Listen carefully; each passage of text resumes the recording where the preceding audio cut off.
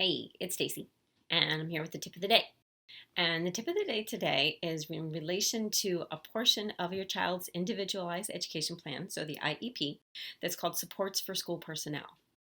And many times I meet parents who aren't even aware that that section of the IEP exists.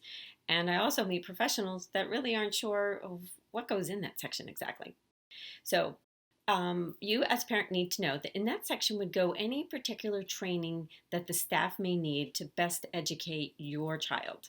So, if you have a child, for instance, who uses a communication device to communicate, their wants, their needs, their desires, to comment, you want to be able to have in that section where it should say the staff is to be trained in the programming and implementation of their communication device.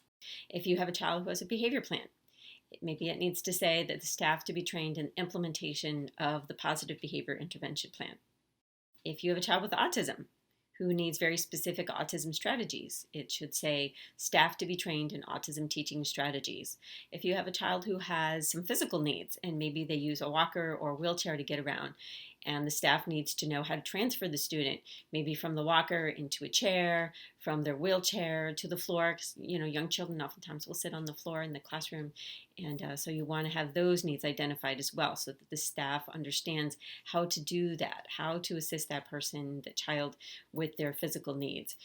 PE coaches, PE coaches may not be familiar with how to adapt what's going on during their physical education to a child who has physical needs. So that would go in that section as well. So just know that whatever particular training your staff may need to best educate your child, that's what you want to put there. That would ensure that if you move and you relocate and maybe the staff in the new school district isn't really up to par with being able to teach children with your child's particular needs.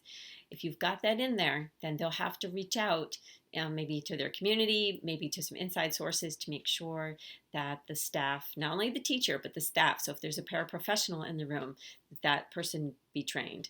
If your child is going to art and music and PE, that staff needs to be trained as well.